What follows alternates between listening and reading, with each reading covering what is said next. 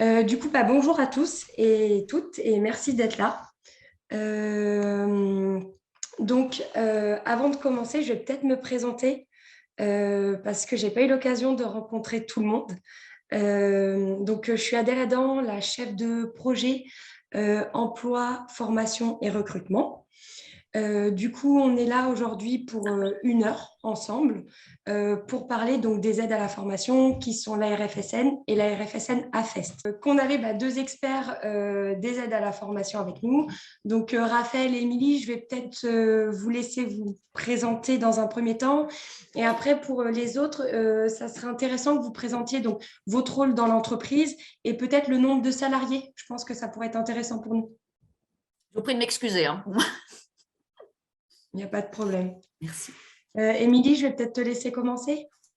Oui, bonjour à toutes et à tous. Émilie Ardouin, conseillère formation au sein de l'OPCO Atlas sur le territoire nordiste de la Nouvelle-Aquitaine. Donc, j'ai en charge les 4 départements du Poitou-Charentes, ainsi que la Haute-Vienne et la Creuse. Je passe le relais à Raphaël. Merci. Bonjour à toutes et à tous. Donc, je suis Raphaël Nieto, je suis le directeur de la LICTIC, donc les homologues du SPN sur le territoire limousin. On travaille beaucoup sur les sujets formation, emploi, recrutement, et on coordonne au niveau régional Nouvelle-Aquitaine les dispositifs ARFSN et AFEST qui sont opérés par chaque cluster sur leur territoire. Ok, merci Raphaël. Alors juste une petite information pour les personnes qui nous rejoignent et les personnes qui sont là. On a décidé de faire quelque chose d'assez interactif. Du coup, on n'a pas vraiment mis de support, mais on vous enverra une synthèse à la fin. Mais du coup, n'hésitez pas à poser toutes les questions que vous avez à poser aujourd'hui. Raphaël et Émilie sont vraiment là pour ça. Du coup, voilà. Mathilde, je peux vous laisser. Enfin, c'est que je vois Mathilde là en face de moi. Peut-être vous laisser vous présenter et puis après, chacun prendra le relais. D'accord, bonjour à tous. Donc, moi, je suis Mathilde Guigou. Je travaille chez Solisys depuis pratiquement 6 ans. Je suis office manager. Donc, mon rôle est très, très transverse. Je gère évidemment tout l'administratif de l'entreprise, la comptabilité, la formation. Je travaille aussi avec ma collègue en QSE. Donc, nous, on a 20 salariés aujourd'hui. Voilà, et donc on souhaite mettre en place effectivement des AFEST, surtout pour les transferts de compétences aujourd'hui qui sont très, très importantes pour nous, pour bien mettre à niveau chaque salarié et pouvoir être très réactif sur les projets. D'accord. Merci, merci Mathilde. Ségolène, je vous laisse vous présenter. Oui, donc Ségolène Chenby. Moi, je m'occupe des ressources humaines au sein de la société FAST, dont le siège est à Angoulême. On a aussi des bureaux à Bordeaux. Et dans ce cadre-là, je suis chargée de recruter. Voilà. Donc, je connais bien Madame Ardouin, parce que je l'embête régulièrement. Non, Ok, vous m'embêtez Bah, pas. si, Émilie, si, je le sais. mais non. Je peux vous laisser prendre la parole. Ensuite, alors je ne vois pas tous les noms. Du coup, je regarde. J'ai Laure. Qui n'est pas... Bonjour.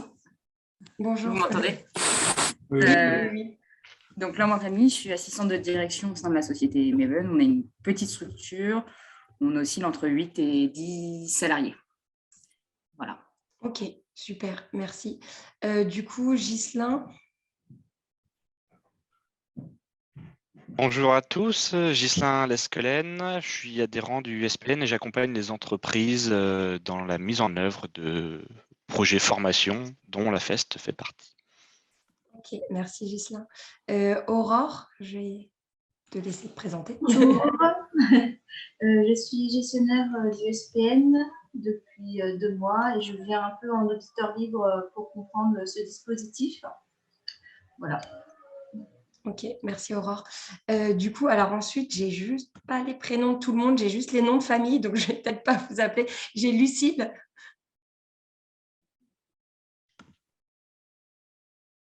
Non. J'ai Frédéric.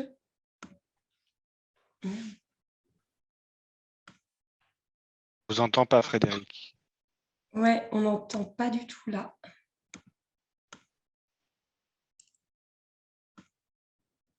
Ah. Non. Eh ben, est-ce que quelqu'un qui ne s'est pas présenté veut bien poursuivre en attendant? Non. Pardon, vous m'entendez? Oui. Bon, ok. Du coup, moi, je m'appelle Maëva Massu et je suis chargée de ressources humaines au sein de la société Neosoft. Donc, Neosoft, c'est une ESN, c'est un groupe qui représente environ 1400 personnes sur toute la France. On a quelques filiales à l'étranger. Et moi, je suis sur l'agence de Niort et on a 110 salariés à l'heure actuelle sur l'agence de Niort. Et je travaille en collaboration avec Marine Lebègue sur le poste de chargée de ressources humaines. Et en fait, c'est un de nos salariés qui nous a parlé du SPN et qui nous a fait connaître un petit peu le réseau. Pour information. Voilà. Merci Maëva. Frédéric, du coup, c'est bon? Ah, on ne vous entend pas. Ah, bon, alors bougez pas. Ah si, là c'est bon. C'est bon comme ça? Voilà. Pourtant, Ouais. j'ai pris l'équipement, comme Ghislain, j'ai pris l'équipement. Va falloir parler un tout petit peu plus fort, je pense. Oui, oui, attendez, bougez pas. Donc, est-ce que ça va comme ça? Toujours pas? Oui, pour moi, c'est bon. Ouais, bon, alors attendez. Donc, en fait, oui, donc moi, j'ai un parcours un peu particulier, puisque j'ai été effectivement chez un revendeur Sedge pendant une quinzaine d'années à vendre des logiciels. Et dans le cadre d'une reconversion, donc j'ai bénéficié de la formation de l'équipe des collègues de Ghislain pour être référent à Fest. Et aujourd'hui, j'interviens en indépendant pour mettre en place des parcours, former les accompagnateurs à Fest. Et pour expliquer un petit peu, on se rend compte que quand on a des soucis réels de recrutement dans l'informatique, la FEST peut être effectivement une bonne solution, notamment aussi sur les gros projets chez les clients, quand il y a des changements de RP avec 100, 150 salariés. À un moment, c'est bien d'avoir effectivement quelques hommes clés qu'on va former et qui vont former eux-mêmes leurs collègues. Donc voilà, aujourd'hui, je suis très intéressé effectivement par ce webinaire pour voir un petit peu quels sont les types d'accompagnement qu'il peut y avoir et comment on peut se greffer dessus pour faire avancer effectivement et promouvoir la FEST au sein de l'IT. Super, merci Frédéric. Et du coup, Laure, est-ce que vous pouvez vous présenter?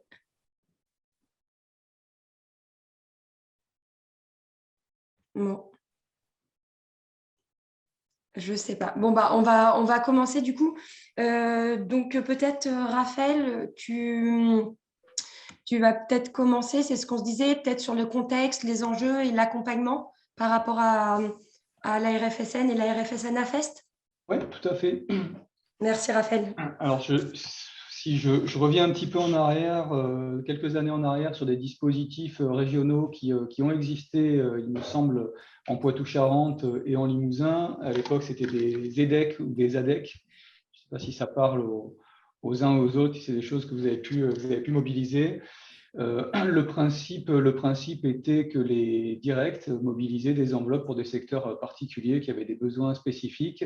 Et ces enveloppes étaient ensuite mobilisables par les OPCA à l'époque pour financer de la formation continue, voilà, en complément des plans de formation. C'est un dispositif que l'ISA avait eu l'occasion de mettre en œuvre, d'accompagner sur le Poitou-Charentes. Nous, on a eu l'occasion de le faire en Limousin. Et ça nous semblait quelque chose qui fonctionnait plutôt bien. Au moment de la fusion des régions, donc en 2015-2016, on a repris ce dispositif. On va dire qu'on s'est inspiré de ce dispositif pour remettre en place une action régionale dédiée aux entreprises de la filière numérique, en justifiant et en mettant en avant le besoin de formation qui était permanente dans les entreprises de la filière, pour se donner les moyens d'agir sur ce sujet. On a mobilisé à la fois l'État via les directs, mais également la région Nouvelle-Aquitaine et la branche évidemment via l'OPCO Atlas. Donc on a mis en place un programme assez assez ambitieux qui est venu soutenir des actions de formation continue donc pour les entreprises de la filière cotisant à l'OPCO Atlas, jusqu'à 35 heures de formation. Il y a quelques années, c'était 70 heures, mais on s'est rendu compte que la réalité des durées de formation ne dépassait à peu près jamais les 35. Donc, on est vraiment sur de la formation continue, une formation plutôt courte de quelques jours, et avec une prise en charge qui va de 60% pour les plus de 50 salariés à 70% pour les moins de 50, jusqu'à 50 € hors taxe de l'heure. Alors, c'est des taux sur lesquels il y a eu des négociations, hein. On aurait souhaité les remonter. Peut-être que ça aura lieu. Aujourd'hui, disons que ça permet déjà de faire des choses, et d'autant plus quand on a plusieurs salariés qui vont suivre la même formation. Voilà, parce que on peut faire baisser comme ça le reste à charge, hein, parce qu'on est quand même dans la filière numérique sur des formations qui peuvent, en termes de taux horaires, qui peuvent être assez élevés. Donc, ce dispositif ARFSN, donc ARFSN pour Action régionale pour la formation des salariés du numérique, il fonctionne depuis 4 saisons maintenant, qui se sont déroulées sur, on va dire, 12 à 15 mois chacune. Donc ça, c'est un dispositif qui tourne. Il y a des dossiers, il y a des modèles de dossiers de demande de soutien qui sont relativement simples, hein, relativement légers, dans lesquels vous expliquez le projet, vous le justifiez et vous sollicitez ensuite votre cluster de référence et l'OPCO Atlas pour vous assurer de la cohérence du dossier, que vous avez bien l'ensemble des pièces, que tout ça est complet. Voilà. Donc, Émilie, si tu veux peut-être préciser les modalités de dépôt sur les dossiers ARFSN. Oui, en effet. Alors, donc, comme l'a clairement dit Raphaël, ça va passer par l'OPCO Atlas. Donc, il faut être cotisant à l'OPCO Atlas. Alors, cotisant, ça veut plus dire grand-chose, puisque du coup, les contributions maintenant, à partir de l'année prochaine, seront gérées par l'URSSAF. Mais en effet, il faut bien être rattaché à l'OPCO Atlas pour pouvoir demander ce financement. Rattaché à l'OPCO Atlas, pour rappel, alors bon, je connais pas mal d'entreprises aujourd'hui, donc voilà, ça c'est clair. Mais pour ceux que je ne connais pas, être à l'OPCO Atlas, c'est appliquer la convention collective d'une des branches Atlas. Alors aujourd'hui, c'est la branche bureau d'études qui nous rassemble, mais on a aussi 14 autres branches professionnelles. Et donc, si on n'applique pas de convention collective, après, c'est avoir un code APE ou NAF qui est référencé à l'OPCO Atlas. Juste pour remettre un peu le contexte de l'OPCO Atlas. Donc, l'idée, c'est que vous allez être accompagné par le SPN sur le montage du dossier. Et après, il m'arrive dans un second temps, donc en tant que conseillère, et c'est moi qui vais vérifier la complétude du dossier ainsi que l'éligibilité. Voilà. Donc, juste pour rappel, en effet, Raphaël a bien dit les pourcentages de prise en charge pour les moins de 50 et plus de 50. Une petite info, c'est pour les entreprises de moins de 250 salariés. Je me permets juste de faire cette petite aparté puisque j'ai entendu, je crois que c'est Maëva Massu de Neosoft, qui a présenté sa structure au début et qui nous a dit qu'il y avait 1400 salariés. Est-ce que c'est bien ça? Donc, je me permets juste cette petite aparté pour dire que du coup, la RFSN ne pourra pas être utilisée. Parce qu'on est vraiment, voilà. Le bureau de Niort fait partie de Neosoft Global. Ce n'est pas une entité à part, Neosoft à Niort. On a un groupe national et en effet, on fait partie d'un groupe. Oui, voilà, c'est le même numéro, on va parler techniquement, c'est le même numéro de sirène pour toutes les entités Neosoft. Alors, ça a vérifié, j'ai un doute sur ça. Ok, donc voilà, juste à revérifier, puisque là, en l'occurrence, je pense que ça fait partie de la même entreprise. Donc, dans ces cas-là, ce n'est pas éligible. Si après, on pourra en rediscuter ensemble. Et puis après, vous avez un conseiller formation au OPCO Atlas qui doit être plutôt rattaché à Paris, je pense. Mais après, je donnerai mes coordonnées à la fin de cet entretien. Et puis comme ça, on verra ça ensemble directement. Mais c'était juste un petit rappel. Voilà, on est sur les moins de 250 salariés de l'entreprise. Et ça concerne les salariés de Nouvelle-Aquitaine. c'est aussi important à noter, c'est-à-dire que dans le dossier que vous nous enverrez, il faut bien, on vous demande donc les bulletins de salaire pour vérifier que les salariés pour lesquels vous demandez ce financement-là sont bien rattachés à un établissement néo-aquitain. Ce qui est logique, hein, puisque dans les financeurs, nous avons la région Nouvelle-Aquitaine. Bon, après, Raphaël a été plutôt clair. Si peut-être rappeler les axes des formations éligibles, Raphaël, si je peux. Oui, vas-y, je t'en prie. Hein, donc, sur les formations éligibles, on va plutôt être sur plusieurs. On a 4 axes, plutôt gestion et ressources humaines, maintien des compétences numériques, compétences émergentes et les fonctions support au développement de l'entreprise.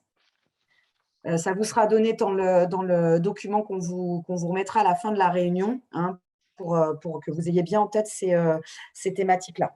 Même si, je pense qu'il faut préciser que c'est pas… en fait, il n'y a pas réellement de contraintes. C'est plus pour nous, ça nous permet, quand on fait nos comités techniques, nos comités de pilotage, de voir ce que sont les enjeux actuels des entreprises en matière de formation ou quelles sont les typologies de formation qui sont les plus recherchées et mobilisées par les entreprises. Mais concrètement, il n'y a pas un type de formation qui soit exclu ou qui soit moins bien soutenu que les autres. On a des formations techniques, on a des formations non techniques, on a des formations commerciales, des formations managériales. Voilà, l'ensemble des enjeux, c'est là ce qu'on va retrouver dans les termes transversales, compétences émergentes et autres. Mais ce qu'il faut avoir en tête, c'est que le dispositif ARFSN peut financer tout type de formation nécessaire à l'activité et au développement de l'entreprise à partir du moment où elle est dispensée par un organisme de formation, Datadoc jusqu'au 31 décembre et Calliope à partir du 1er janvier 2022. J'allais y venir sur les conditions de référencement qualité des organismes de formation, donc c'est parfait, donc il ne faut pas l'oublier. Et puis, comme on est aussi sur du cofinancement, il faut aussi que le CSE ait été consulté pour les plus de 11. Voilà, donc si vous êtes plus de 11, on vous demandera l'avis du CSE. Ça fait partie du dossier, c'est important à avoir en tête aussi, pour que vous sachiez que voilà, comme il y a des cofinancements, ça fait partie des pièces justificatives. Et puis, alors moi, je suis toujours sur la partie la moins fun, hein, mais il faut bien quand même le voir aussi. Il y a une notion de quota, hein, par entreprise. Donc, pour les 10 salariés et moins, c'est 5 stagiaires maximum par enveloppe, sachant que l'enveloppe actuelle va jusqu'au 31 mars, me semble-t-il, Raphaël. Hein, c'est ça, 31 mars 2022. Donc, c'est 5 stagiaires maximum pour des entreprises de 10 salariés et moins.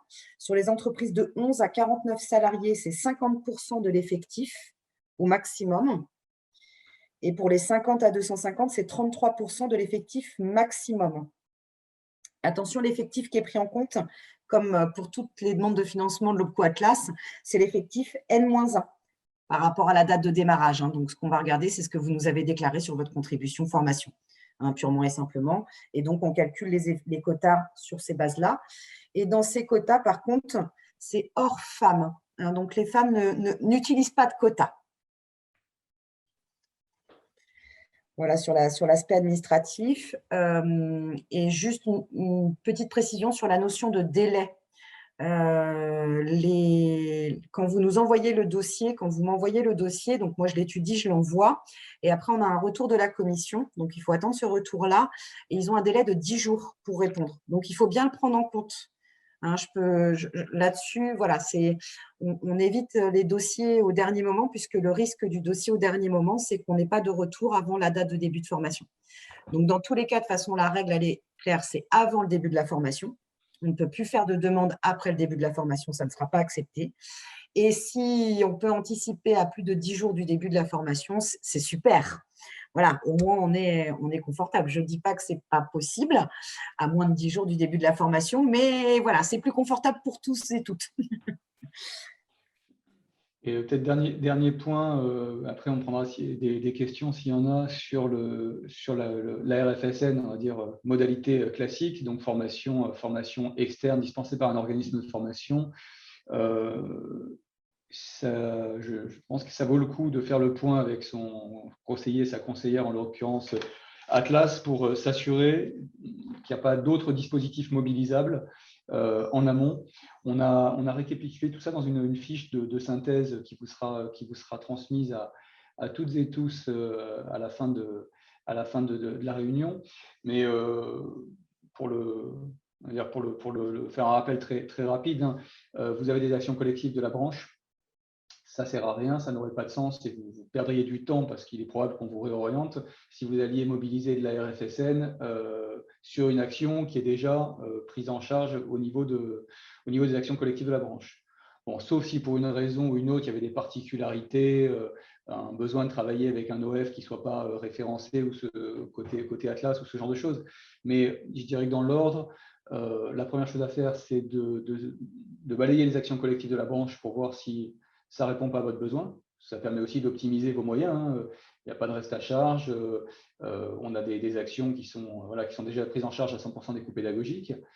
Après les actions collectives, il y a votre plan de développement des compétences.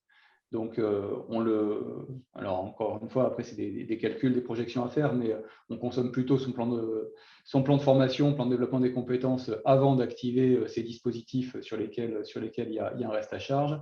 Dans certains cas, mais ça, Émilien parlera mieux que moi, il peut y avoir du FNE formation mobilisable. Voilà. Et enfin, vous avez la modalité RFSN qui est une forme de bonus, de dispositif de soutien supplémentaire qu'on a mis en place au niveau de la filière numérique sur le territoire régional.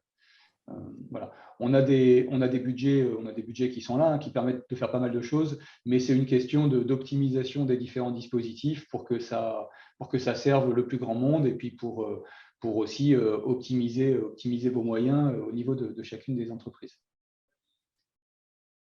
Voilà.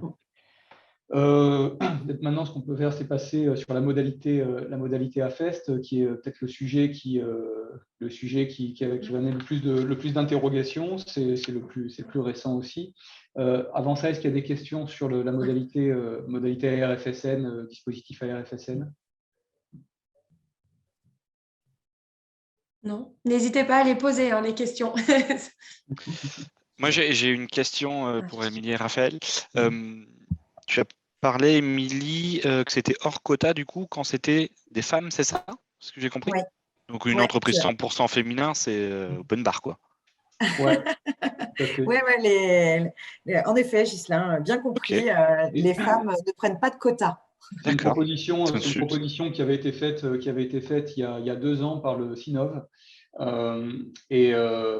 Bon, c'est une proposition très politique, mais qui a eu des effets, on l'a vu. Hein, ça s'est un petit peu tassé sur le dernier exercice, mais sur le précédent, on a vu que la part de femmes bénéficiant d'actions de formation avait beaucoup augmenté. Donc, c'était une façon on va dire, de soutenir peut-être un peu plus fort les entreprises numériques qui étaient les plus féminisées. Voilà. Alors, non pas qu'il n'y ait pas un grand nombre d'entreprises numériques qui aimeraient être un peu plus féminisées, mais toutes n'y arrivent pas. Et celles qui avaient des femmes dans leurs effectifs avaient cet avantage de pouvoir leur faire bénéficier de plus de formations. Et du coup, ça veut dire que ce quota-là, c'est la même chose pour la RFSN, enfin, au sens large, que ce soit AFEST ou pas AFEST? Alors, il n'y a pas de quota, qui a été défini sur la modalité AFEST, qui était une expérimentation qui s'est poursuivie. Là, on parle vraiment de formation continue classique. D'accord. Okay. Tout à fait. Ouais, les notions de quota qu'on a vues, c'est vraiment la RFSN formation. Comme sur la FEST, on est sur de l'expérimentation, on a ôté cette partie quota. Okay. Ouais, tout à fait, pour vraiment vivre pleinement l'expérimentation AFEST, justement. Okay. Alors justement, donc j'arrive sur le sujet AFEST. Donc l'AFEST, pour le resituer, c'est une modalité de formation qui existe, qui a été, on va dire, formalisée d'un point de vue juridique depuis 2018 et qui consiste en fait à décloisonner les situations de production et les situations de formation. De mon point de vue, c'est du bon sens en fait. Hein, c'est revenir à une forme de compagnonnage dans la pratique et de transmission de compétences dans la pratique professionnelle réelle. Et Et donc, un certain nombre d'OPCA s'étaient engagés dans une expérimentation sur la FEST. Donc, on a commencé à avoir une documentation, des retours d'expérience. Et côté filière numérique, c'est quelque chose qui nous intéressait beaucoup. Parce qu'un développeur dans une entreprise A et un développeur dans une entreprise B, ou deux chefs de projet ou deux directeurs techniques n'ont pas nécessairement le même travail, en fait, hein. Les environnements techniques, méthodologiques, les pratiques de travail, les cas clients, enfin, je veux dire, tout ça est très, très différent d'une entreprise à l'autre. Donc, ça veut dire qu'on a une expertise en interne dans les entreprises. Ça crée aussi des risques, hein, de départ, d'absence de transmission, de dette technique ou méthodologique sur tel ou tel poste. Donc, la FEST nous intéressait beaucoup pour pouvoir sécuriser tout ça. Et c'est à la faveur de l'année 2020 qui a été assez violente, hein, à un certain nombre d'égards, et qui, sur le dispositif ARFSN, a généré une sous-consommation des fonds. Les fonds ARFSN, je vous fais la petite histoire, comme ça vous voyez d'où ça vient et à la faveur de quoi on a pu mettre ça en place. En 2020, l'ARFSN s'est retrouvé en sous-consommation parce que le FNE formation et le dispositif de branche lancé par Atlas BE Covid était plus favorable sans reste à charge ou avec des restes à charge bien moindres. Donc, il y a eu moins de consommation d'ARFSN. Et puis, il y avait aussi d'autres urgences que d'envoyer ses salariés en formation, hein, sur l'année 2020. Donc, on s'est retrouvé en fin d'année avec un excédent budgétaire.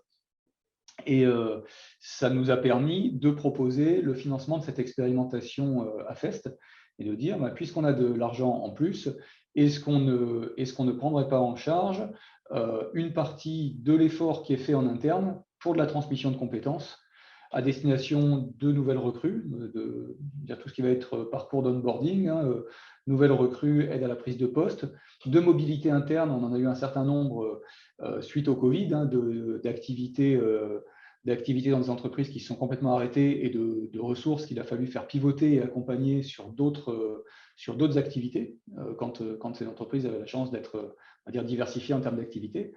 Ça a pu être utilisé dans des cas de tuilage, hein. On a une personne qui part, un directeur technique qui part, un autre qui arrive. Il faut faire la transmission d'un certain nombre de dossiers et de méthodes. Et ça a pu aller jusqu'à du passage de relais sur des postes de direction ou direction générale. Donc aujourd'hui, les modalités de prise en charge de la FEST, de la modalité AFEST, sont calquées sur celles de la RFSN. Donc relativement intéressante. On est toujours sur 60 à 70% de prise en charge maximum, sur un plafond de 50 € hors taxe de l'heure, donc correspondant à 60 ou 70% du coût total chargé du salarié, on va dire du salarié senior qu'on mobilise, ou des salariés seniors qu'on mobilise sur les enseignements, sur l'accompagnement de salariés juniors. Au niveau du volume horaire, évidemment, c'est une AFEST, ça se fait dans la durée, donc ce n'est pas quelque chose qui pourrait être limité à 35 heures, donc c'est quelque chose qu'on a limité à 400 heures. 400 heures correspondant à environ 3 mois à temps plein. Après, c'est une question mais ça, j'y viendrai dans le détail, c'est une question d'adaptation aux besoins réels et de cohérence du parcours qu'on propose, hein. Chaque AFEST ne va pas faire 400 heures. La question, c'est la hauteur de la marche, hein, entre le poste visé et le profil d'entrée, le niveau d'entrée de la personne qu'on accompagne. Mais donc ça, c'est des sujets sur lesquels Adèle pourra vous accompagner, sur lesquels l'équipe Alyptic, sur des questions très techniques, très particulières, peut intervenir aussi en support, puisque, comme je le disais tout à l'heure, on coordonne ces dispositifs à l'échelle régionale, c'est-à-dire qu'on est en support de chacun des clusters SPN, CIRPIN, Pays Basque Digital Aquitaine, sur les besoins qu'il peut y avoir de votre part, de la part des entreprises du territoire. Et donc, on a ce dispositif et cette modalité, plus une modalité d'ailleurs qu'un dispositif. Cette modalité de formation permet de mobiliser une partie des moyens de la RFSN.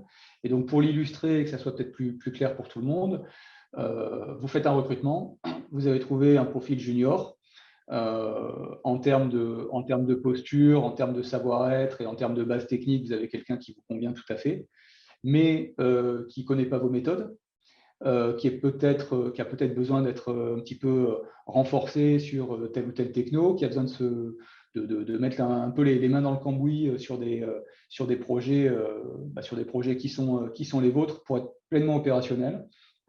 Vous construisez avec votre cluster un programme de formation interne, un programme d'onboarding, là en l'occurrence, où vous allez vous dire, bon, quand j'ai un junior qui arrive, qu'est-ce que j'ai besoin de faire avec lui?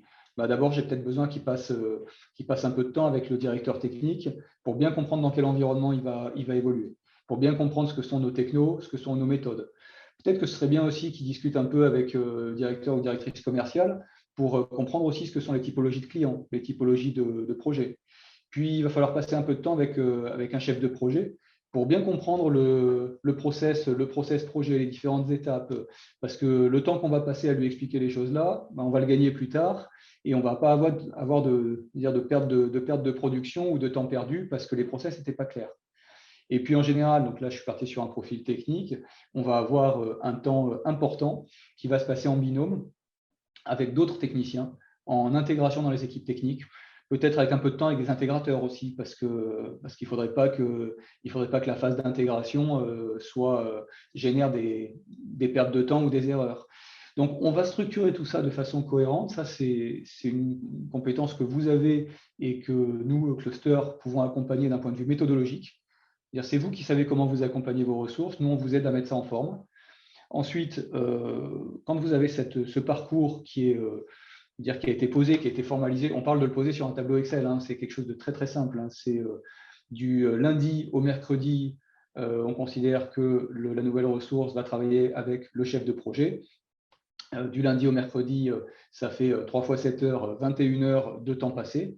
Le chef de projet n'est pas en train de dispenser un cours magistral, hein, il est en situation de travail, en situation de production, mais en même temps qu'il va faire ses plannings, suivre le projet, faire des points de calage avec les équipes concernées, il va prendre un peu sous son aile la nouvelle ressource, le junior, pour lui expliquer. Et il sera forcément un petit peu moins productif parce qu'il ne sera pas juste en train de faire son boulot, il va aussi de temps en temps s'arrêter pour s'assurer que le junior a bien compris, pour l'interroger sur la pratique professionnelle. Est-ce que tu as compris ce qu'on a fait là? Pourquoi est-ce qu'on a fait ça? Est-ce qu'on aurait pu faire différemment? Est-ce qu'il y a quelque chose que tu n'as pas compris? On en parle, on y revient. Voilà, on s'assure que la transmission se fait bien, que le temps qu'on passe avec la ressource junior est vraiment mis à profit. Et donc, c'est ce temps-là qui représente une charge. Mais je pense que toutes et tous, c'est des choses que vous faites déjà, sauf que jusqu'à présent, vous les supportiez à 100% et que c'était plus ou moins formalisé. Là, il y a ce travail de méthodologie et la prise en charge, puisque quand on a posé un parcours de 150, 200, 250, voire 300 heures d'onboarding ou de mobilité interne, on se rend compte qu'en fait, notre parcours de formation interne et le temps qu'on mobilise des uns et des autres, ça représente plusieurs milliers d'euros. Si on a 60 à 70% de cet investissement et de ce temps passé qui peut être pris en charge, ça sécurise aussi l'activité et le recrutement. Voilà. Donc là, vous avez le cadre général de la méthode. Je vous ai parlé d'onboarding, mais ça peut être le cas sur de la mobilité interne, parce que c'est des parcours qui se sécurisent aussi. Hein. On l'a vu plusieurs fois, des profils de développeurs seniors qui prennent une casquette de chef de projet technique, de responsable d'équipe. C'est un nouveau métier à apprendre. S'ils peuvent être accompagnés, s'ils peuvent être binômés, mentorés par d'autres chefs de projet qui ont déjà cette pratique, qui ont déjà ce recul, on sécurise le parcours. On évite aussi les accidents, hein. On évite des gens qui vont se retrouver en insécurité dans leur nouveau poste. Et c'est aussi une façon de fidéliser des salariés. Ça paraît aussi une évidence, mais je le dis quand même, hein, quand on accueille bien une nouvelle ressource, qu'il a bien pu faire le tour des postes, des métiers, des équipes, on a quelqu'un qui est mieux intégré, on a quelqu'un qui est mieux dans son poste, qui est plus rapidement productif et avec une fidélité aussi qui est plus grande parce qu'il a été bien accueilli, parce qu'il a été bien accompagné et parce qu'il va se sentir mieux dans son travail. Voilà. Et pour finir sur les cas pratiques, il y a les cas de tuilage, on en a eu un certain nombre, où là on est un peu intervenu en mode pompier, mais si ça vous arrive le plus tôt et le mieux pour nous prévenir, nous, cluster. On a eu le cas, nous, déjà 2 ou 3 fois, donc maintenant on commence à être rodé, d'entreprises qui nous appellent en disant « j'ai mon directeur technique qui vient de poser sa DEM ». Voilà, il a posé sa DEM, dans 3 mois, il n'est plus là. Comme il a des congés à prendre, dans 2 mois, il n'est plus là. Donc, on fait quoi? Donc là, il y a 2 cas de figure. Soit on a quelqu'un sous le coude, on a déjà le remplaçant qui est fléché, soit on n'a pas le remplaçant qui est fléché. Donc là, il faut vraiment, vraiment s'activer de trouver quelqu'un qui fasse le job. Mais ça peut être quelqu'un en interne. Voilà, on a eu tous les cas de figure. On a eu le recrutement externe, on a eu la personne de l'interne. À partir du moment où il a la qualité de salarié, on peut mettre en place une AFEST, on fait ce tuilage et on s'assure d'extraire sur un temps contraint, quelquefois 1 mois et demi, 2 mois, 2 mois et demi au mieux, un maximum de méthodes, process, connaissances des dossiers de celui qui part vers celui qui arrive. Voilà. Et là, le fait de le structurer permet de ne rien oublier et de s'assurer qu'il y a un suivi de la part du dirigeant, de la dirigeante, des RH. Voilà, donc on sécurise l'activité, on sécurise les projets et on évite derrière des retards ou des difficultés. Voilà, ça c'est pour on va dire la philosophie et on va dire les modalités de mise en œuvre. Et je vais laisser la parole à Émilie sur le cadre et la façon de déclarer tout ça et de le justifier aussi, puisque je n'ai pas parlé, Émilie, de tout ce qui était émargement, mais je te laisse la main là-dessus. Alors, en effet, donc sur la partie administrative, on va être, donc comme on est toujours par le biais de la RFSN, c'est un dossier comme la RFSN, sauf qu'il a été un peu adapté, en effet, pour démontrer en quoi le projet va aider la structure, quel est le projet. Et donc, en pièce justificative, là, ça sera un petit peu différent, puisqu'en effet, on n'est pas sur un outil, on va dire, de formation externe, mais plutôt de formation interne. Donc, dans l'idée des pièces justificatives, là, de toute façon, on va être sur ce qui va justifier donc, déjà les coûts de formation, comme le disait Raphaël. Donc là, en fait, on va se baser sur les coûts du formateur. Donc du salarié qui va tutorer le stagiaire. Donc là, en fait, on vous demande les fiches de salaire, purement et simplement, et on va se baser sur le coût horaire chargé. Donc, en fait, on va calculer le coût horaire chargé fois le nombre d'heures d'accompagnement et on calculera notre prise en charge sur ce coût-là. En général, les clusters, que ce soit la LIPTIC ou le SPN, sont rodés aussi à l'exercice, donc peuvent vous accompagner. Puis de toute façon, ça fait partie aussi, moi, de mon rôle derrière, de refaire les calculs, de voir et d'adapter en fonction et de vous prévenir. Donc ça, c'est sur l'aspect coût supporté. On se basera vraiment uniquement sur ces coûts-là. Et on vous demande aussi, pour bien comprendre le parcours d'AFEST, on va vous demander le CV du candidat ou du salarié, la fiche de poste actuelle ou visée du salarié concerné, et bien sûr le planning et le programme de formation. Donc ça, c'est important. Donc il y a des modèles qui sont utilisés. Je sais qu'on a un peu plus de recul sur la LIPTIC parce qu'on en a fait un peu plus, mais voilà, il y a un modèle qui est assez clair, qui n'est pas très compliqué, sincèrement, comme le disait Raphaël. C'est vraiment des cases, des jours, voilà. Ouais, voilà. Super. Si tu l'as, c'est parfait. Ça ressemble à ça vous sera envoyé. C'est du tableau Excel assez basique. C'est les dates, le module, la durée en heures, est-ce que c'est fait en interne ou en externe, et qui est le formateur. Le conseil que je peux vous donner, c'est de ne pas mixer les formateurs sur un même module, parce qu'ensuite, ça va être assez compliqué pour tout le monde et ça va être un enfer pur pour Émilie de s'y retrouver au niveau des taux horaires. Donc, vous avez 14 heures de formation ou de formation à FEST avec le directeur technique. Vous mettez une ligne sur le directeur technique. Lundi 18, mardi 19, c'est avec le directeur technique, c'est 14 heures. Voilà. Mercredi, jeudi, ça va être avec le chef de projet. On a une autre ligne. Et derrière, quand vous enverrez à Émilie l'ensemble des bulletins de salaire des différents formateurs concernés, ce sera très très simple. Et après, on n'aura plus qu'à faire des ajustements, je dirais, à la marge de taux horaires pour s'assurer que tous les coûts, le coût réellement supporté par l'entreprise ait bien été pris en compte. Et puis, de toute façon, nous, on est là pour ça aussi, pour revérifier et pour accompagner sur un premier niveau. Voilà. Nous, on vérifie en côté cluster pour bien faire la distinction de qui fait quoi. Côté cluster, on vous aide à monter un dossier cohérent, à avoir un projet cohérent, et on peut accompagner sur un premier niveau on va dire, de fléchage entre les dispositifs, parce que la modalité AFEST et la RFSN modalité classique ne sont pas incompatibles, de même que les actions collectives de la branche peuvent être aussi mobilisées. La question, c'est vraiment la cohérence et l'optimisation. Concrètement, je reprends mon profil technique junior qui vient d'arriver. Si vous avez besoin de renforcer ses compétences en termes de méthodes agiles, vous n'allez pas, entre guillemets, perdre votre temps à le faire en interne, sauf si vous avez une adaptation de ces méthodes très, très, très particulière. Mais dans la plupart du temps, vous allez vous dire, OK, il y a des actions collectives de branche qui sont prises en charge à 100%. Les méthodes agiles, les formations, c'est maîtrisé, c'est documenté, c'est connu. On va faire un module de formation de 2 jours. On active l'organisme de formation qui est référencé par Atlas et on va consommer un des quotas qu'on a. Voilà, on a besoin d'une formation technique très spécifique et on travaille avec un éditeur qui la propose, qui est Datadoc ou Calliope. On va mobiliser de la RFSN modalité classique sur la journée ou les 2 jours de formation nécessaires.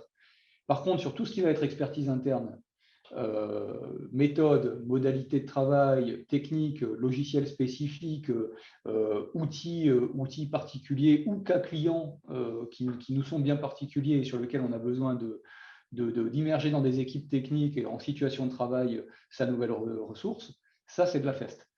Donc voilà, donc le cluster va vous aider à optimiser tout ça et à vous assurer que le parcours soit cohérent, parce qu'on peut avoir des AFEST qui font 50 heures et on peut avoir des AFEST qui font 400 heures. Tout ça, ça se justifie et nous, il faut qu'on soit capable aussi, sur un cotec, quand c'est nécessaire, d'argumenter et d'expliquer pour vous le dossier. Pourquoi est-ce qu'on a 350 heures? Si on a quelqu'un qui est en réorientation professionnelle complète, qui connaît le métier, ou votre métier ou le métier de votre client, mais qui ne vient pas de la technique, il y a un effort à faire, il y a une hauteur de marche qui est importante. Si vous recrutez un directeur technique qui a 20 ans d'expérience sur un poste de directeur technique, qu'il était dans une ESN et qui vient dans une autre ESN, avec des clients qui sont les mêmes et que vous nous expliquez qu'il va falloir lui réexpliquer la direction technique de projet pendant 400 heures, on va se dire non, ça ne marche pas ça. Ça ne marche pas parce qu'il n'y a pas de cohérence. Voilà, donc on s'assure, et c'est là où nous, de façon très directe, vous dire voilà, ça ne me paraît pas très clair. Ces 2 modules, ils ont l'air de se ressembler. S'il y a une différence, il faut peut-être la mettre, qu'elle soit marquée un peu plus clairement, et voir avec vous si les temps nous paraissent trop importants ou trop faibles. Disant attention, c'est le parcours d'onboarding, on ne le fait qu'une fois. Donc là, vous avez prévu 50 heures. À mon avis, on pourrait aller à 100 ou à 150 et peut-être l'étaler dans le temps, parce qu'il y a une question aussi de production et d'efficacité des équipes en place. On n'est pas obligé de le condenser sur la période la plus courte possible. On peut le faire sur un temps plus important. Et ensuite, la partie Atlas, ce que va faire Émilie, c'est de s'assurer de la cohérence des taux horaires du statut de salarié régional, de la cohérence des taux horaires que vous présentez par rapport aux éléments que vous lui transmettez. Les bulletins de salaire n'ont pas à transiter par le cluster. Hein. C'est un envoi direct aux conseillers et conseillères Atlas. Et c'est eux qui vont vérifier les taux et, voilà, et on va dire la cohérence financière du projet. Tout à fait. Dernière chose peut-être avant de prendre des questions ou de vous répondre si vous avez des cas pratiques en tête ou des situations, c'est le côté justification. Donc là, c'est très simple. Hein. Celui-là, il est brandé elliptique, mais vous en aurez un avec le beau logo du SPN voilà, en haut. C'est les feuilles d'émargement. Donc, on a fait volontairement quelque chose de très, très simple. Donc, la feuille d'émargement, en général, on le fait par demi-journée. C'est co-signé par le formateur et par le stagiaire. C'est ni plus ni moins qu'une déclinaison du programme prévisionnel de formation. L'idée, c'est que tout ça soit assez souple, mais c'est de ne pas sous-estimer non plus la charge. Si vous aviez prévu 200 heures de formation à FEST et qu'au final, vous en faites 300, vous ne serez pas payé plus que 200. Si vous en aviez prévu 300 et qu'en fait, pour une raison ou une autre, vous n'en faites que 260, vous serez payé à hauteur des 260. Voilà. Pour terminer, donc, il y a encore une fois un dossier qui est relativement léger. Alors, il y a tout ce qui est tout ce qui est consultation des instances représentatives du personnel, il y a un certain nombre de chiffres qu'il faut envoyer. Ça, c'est pour les moulinettes de Atlas, de la Directe, de la région, pour savoir combien d'hommes, combien de femmes ont été formés, combien de cadres, combien de non-cadres, et ainsi de suite. Bon, ça, c'est assez classique, mais ça reste très léger, hein. Ça reste un dossier de 2 pages, hein, où on réexplique toutes les règles. Il faut être bien vigilant sur les pièces. Voilà, encore une fois, pour ne pas perdre de temps, envoyer des dossiers complets avec toutes les pièces. Et après, la philosophie du dispositif, c'est d'être le plus simple et le plus fluide possible. Un tableau Excel, une feuille d'émargement qu'on garde comme justif, qu'on pourra remettre à la fin, une demande de soutien qui est relativement légère. Et tout ça permet d'intervenir sur le coût réel supporté par l'entreprise.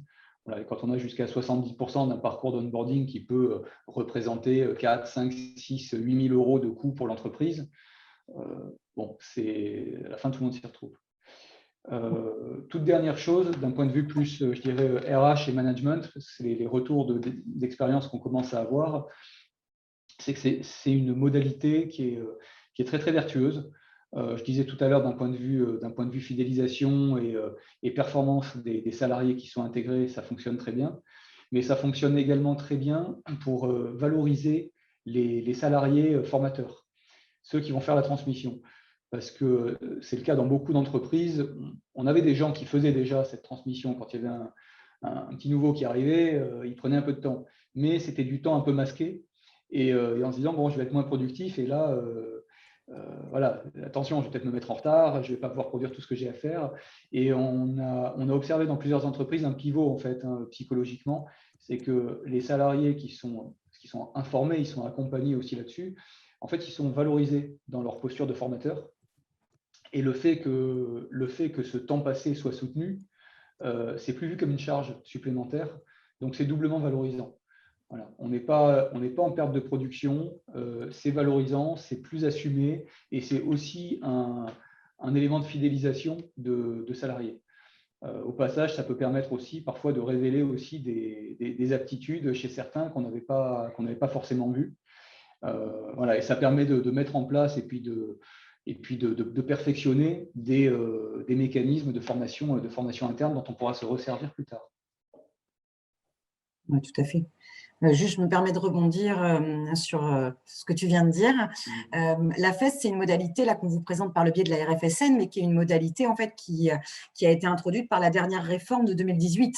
Donc en fait, elle existe, elle est utilisable, elle est dans d'autres cadres que la RFSN. La RFSN était un support pour expérimenter cette AFEST, cette nouvelle modalité, mais vous pouvez tout à fait mettre en place des AFEST dans votre entreprise sans passer par la RFSN.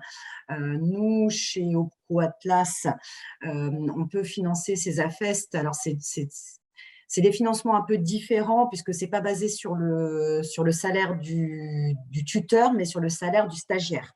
Et ça passe sur des enveloppes plan de développement des compétences. C'est-à-dire qu'on n'a pas d'enveloppe spécifique sur la FEST en elle-même, mais on peut quand même mettre en place.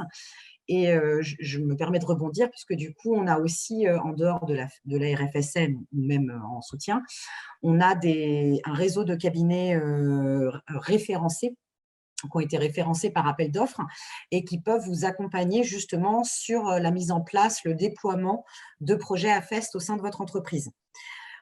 Et on a une partie qui est finançable en fonction des branches professionnelles, des conditions, tout ça. Ça, c'est à discuter avec votre conseillère formation, en l'occurrence moi, voir si vous avez des projets. Il ne faut vraiment pas hésiter à toujours être en contact avec moi, qu'on en discute ensemble et qu'on voit ce qu'on va pouvoir utiliser et comment nous, on va pouvoir vous aider sur cette modalité-là qui n'est pas que à RFSN. C'est intéressant via la RFSN parce qu'en effet, voilà, il y a cette expérimentation-là, mais il n'y a pas que ça.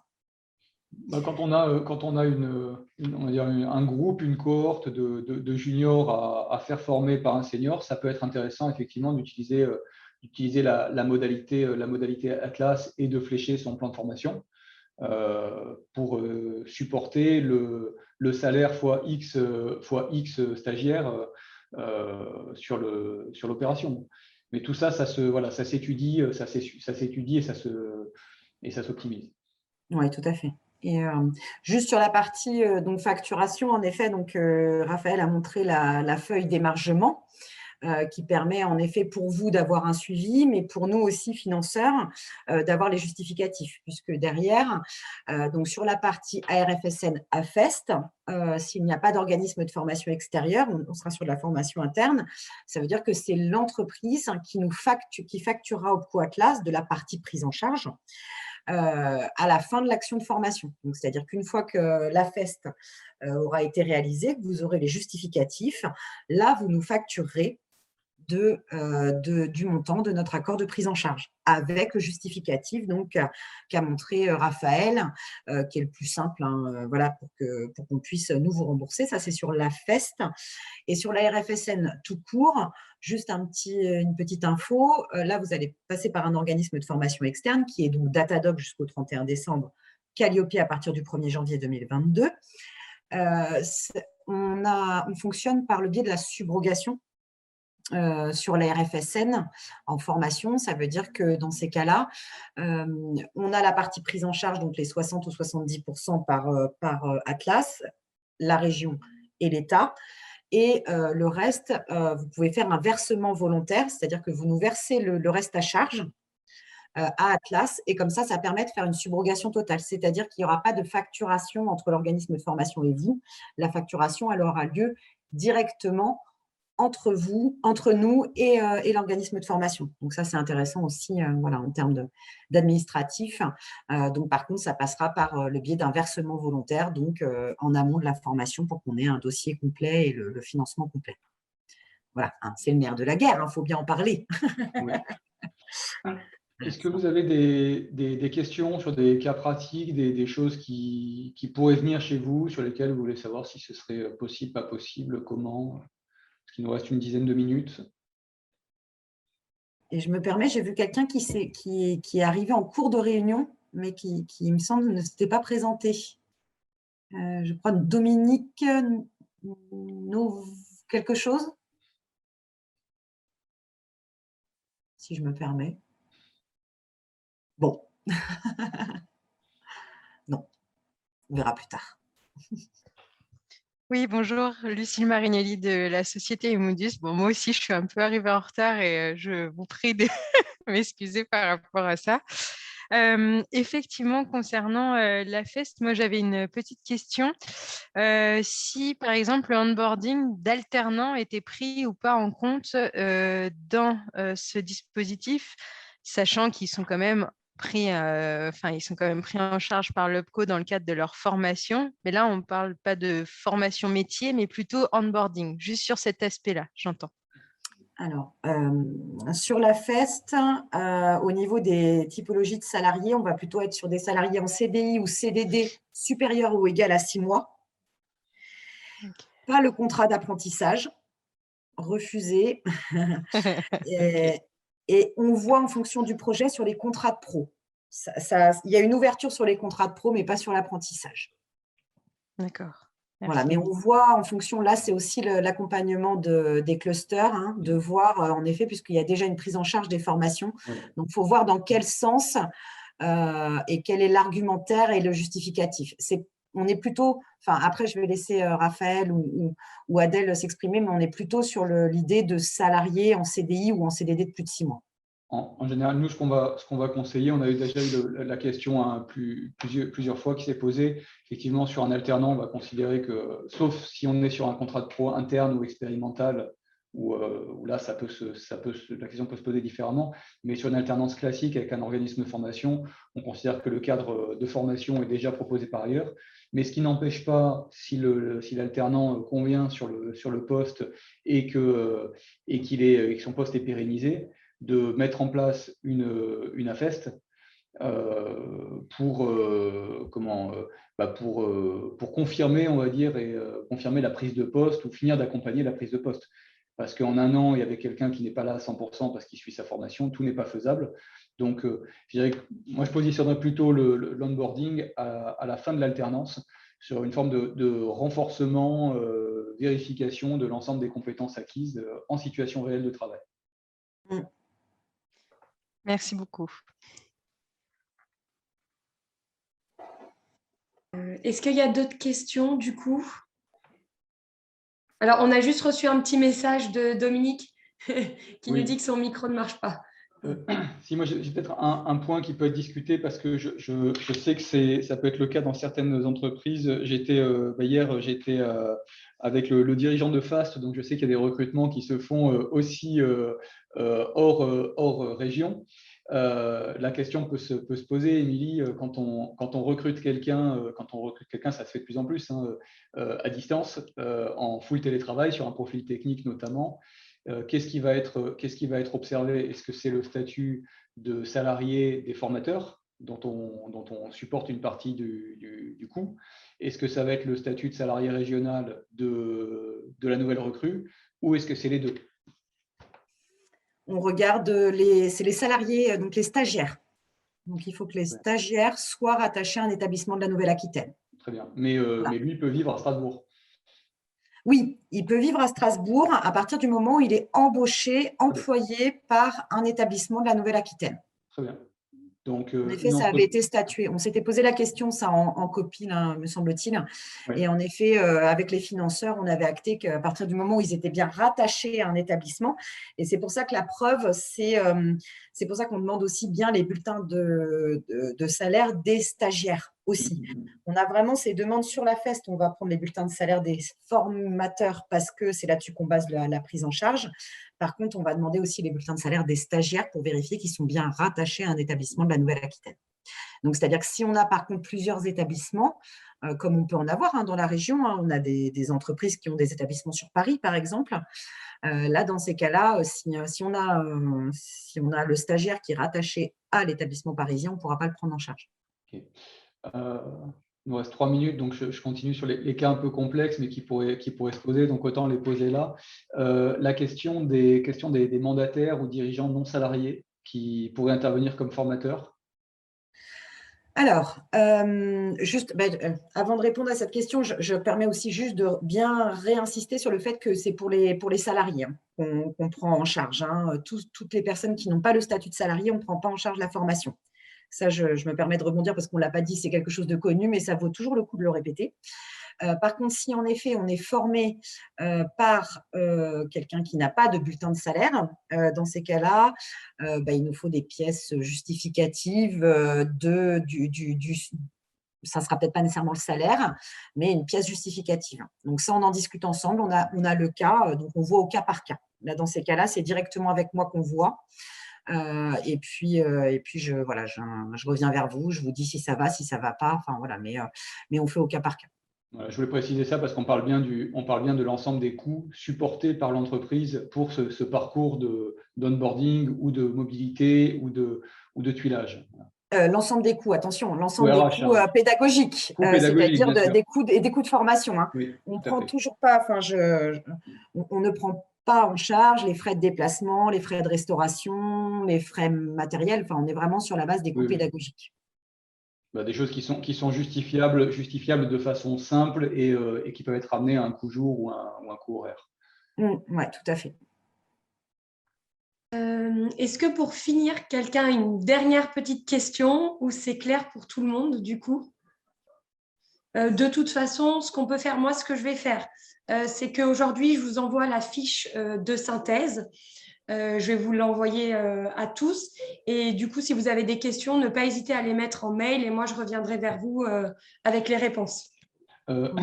Une dernière précision avant qu'on ait terminé, c'est qu'il n'y a pas, on a beaucoup parlé d'onboarding et de nouvelles recrues, mais on peut avoir quelqu'un qui est dans les effectifs depuis 3 mois, 6 mois, 1 an, pour lequel il y a des besoins d'accompagnement, de transmission de compétences internes. Il n'y a pas de blocage en termes de calendrier. On ne va pas vous dire, attendez, votre recrutement, ça fait 4 mois qu'il a été fait, donc on considère que ça n'a plus de sens. Si vous avez quelqu'un qui est là depuis 6 mois et que vous considérez qu'il faut sécuriser son poste ou l'aider dans une perspective d'évolution et que donc pour ça, il va falloir structurer quelque chose, parce que ça arrive, des gens qui ont été recrutés, qui c'est-à-dire qui ont un bon état d'esprit, qui font le maximum, mais qui ont un peu plus de mal que d'autres. Et donc, tout ce qu'on peut faire pour sécuriser ces emplois et l'activité de l'entreprise, il faut le faire. Voilà. Donc, ce qui va compter, c'est qu'ils soient salariés. On n'est pas sur une préparation opérationnelle à l'emploi, on n'est pas sur quelque chose qui va se faire en amont d'un recrutement, on est sur quelqu'un qui a un statut de salarié. Et après, la question, c'est le projet. Est-ce qu'on sécurise ses compétences? Est-ce qu'on sécurise son parcours? Est-ce qu'on le fait évoluer? Voilà. Ok, super. Eh ben, merci à tous. Merci Émilie et Raphaël pour la présentation. Avec plaisir. Merci pour l'invitation. Et du coup, pour les adhérents, je reviens vers vous rapidement avec la fiche de synthèse. Oui, et puis mes coordonnées aussi, hein, Adèle. Alors bon, la Ouais, plupart je peux les partager? Bien sûr. Alors, la plupart des participants de ce matin, bon, on se connaît, vous avez toutes et tous mes coordonnées, hein, comme l'a dit Ségolène. mais pour ceux qui… Tu peux les remettre quand même. Tu peux les remettre. Et pour les personnes voilà, que je ne connais pas, n'hésitez pas à me faire un petit mail pour que je vérifie l'adhésion à Atlas ou pas, et puis qu'on puisse échanger sur des projets, puisque ça veut dire que je n'ai pas échangé encore avec vous. Donc, comme l'a dit Raphaël, il y a d'autres modes de financement, d'autres possibilités. Donc, je suis là pour vous accompagner et pour vous aider. Super. Merci à tous en tout cas.